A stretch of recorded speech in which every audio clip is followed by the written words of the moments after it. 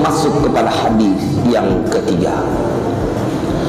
Wa kharraja at-Tabrani bi isnadihi an Abi Darda radhiyallahu anhu qala atan Nabiy sallallahu alaihi wasallam rajulun yashku qaswata qalbi.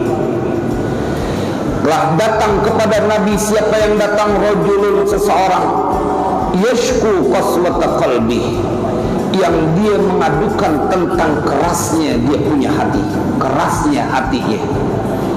Qala, Nabi kemudian bertanya kepada seorang itu. Ini dia yang saya bilang hadis ini jarang kita dengar. Hadis ini jarang disampaikan tentang dahsyatnya itu setiap helai dari rambut anak yatim. Lihat apa jawab Nabi. Ketika dia ada seorang lelaki mengadukan tentang kerasnya dia punya hati, Nabi menjawab dengan sebuah pertanyaan terlebih dahulu. Atuhibbu an yalina qalbuka wa tudrika hajataka. Allahu Akbar. Nabi tanya, apakah engkau suka akan bahwasanya menjadi lembut qalbuka, apa hatimu, wa tudrika hajataka, dan engkau mendapatkan semua keinginanmu. Jadi kalau orang punya hajat, ente mau hajatmu dikabul. Wa tudrika artinya menyusul, artinya dia mendapati. Siapa orang yang punya hajat, maka akan terjadi dengan ini amalan yang disampaikan oleh Nabi. Bukan sekedar hatimu menjadi lembut, atuhibbu an yalina qalbuka wa tudrika hajataka. Apakah engkau menginginkan akan menjadi lembut kau punya hati dan terkabul, dan engkau mendapati hajatmu itu terwujud? Wa tudrika hajataka. Apa kemudian pesan dari Nabi sallallahu alaihi wasallam? Irhamil yatima wamsah ra'sahu wa at'imhu min ta'amika yalin qalbuk wa tudrik hajatak. Allahumma salli wa sallim ala sayyidina Muhammad wa ala ali sayyidina Muhammad. Seakan Nabi ingin memberitahukan dalam kajian ini, kalau ada orang yang gak peduli sama anak yatim, udah pasti hatinya keras, gak punya belas kasih. Allahumma ighfir lana dzunubana. Ya Allah, ampuni dosa-dosa kami. Pak, saya sengaja pilihkan kajian ini menjelang 10 Muharram. Ini momentum. Ente kalau udah nggak saban hari, abang amat setahun sekali nggak mau terlibat juga. Berapa banyak nikmat yang Allah telah berikan, masa ente mau habisin di dunia semuanya? Nggak ada yang ente pengen bawa ke yaumil kiamah.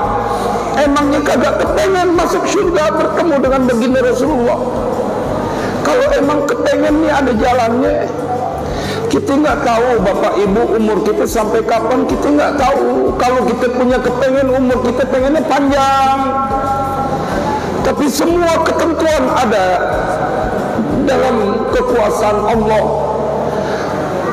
Paling tidak saat engkau berikhtiar, ini ada tawaran. Ada anak yatim yang mempunyai kedudukan istimewa. Irhamil yatima wamsah ra'sahu wa at'imhu min ta'amik yalin qalbuk wa tudrik hajatak. Sayangi anak yatim, sayangi anak yatim. Wamsah ra'sahu, dan usap di kepalanya, kepalanya anak yatim diusap. Wa at'imhu min ta'amik, yang ini nyerah nih. Ini yang bikin hati saya kayak ditusuk-tusuk. Ketika ada pesan dari Nabi, wa'at'imu min ta'amik, ini yang dilakukan oleh Abdullah bin Umar. Ini yang dilakukan oleh Abdullah bin Umar. Dia nggak mau buka mulutnya, nggak mau, bininya kebingungan. Setiap kali waktu makan Abdullah bin Umar, bininya payah. keluar dari rumah nyari anak yatim, diajak ke rumahnya. Aku punya suami tidak mau memakan makananku. Dari lantaran dia nggak mau menikmati kecuali di depannya ada anak yatim yang ikut bareng makan bersamanya. Abdullah bin Umar, anak Umar ibn Khattab. Makanya ketika sampai pada tulisan ini, wa at'imhu min ta'amik, berikan makan kepada anak yatim dari makanan. Allahumma ighfir lana dzunubana ya Allah.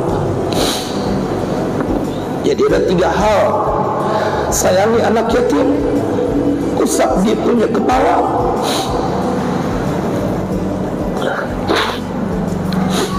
wa at'imhu min ta'amik, berikan makan anak yatim dari makananmu.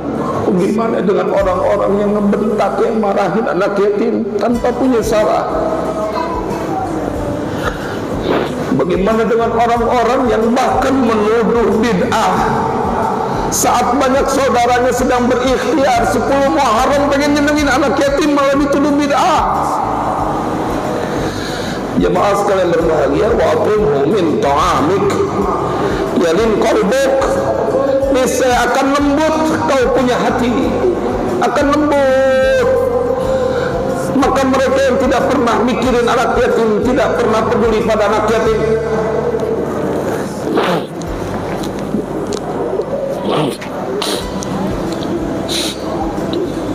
pasti hatinya keras kalau dia nggak peduli kepada anak yatim.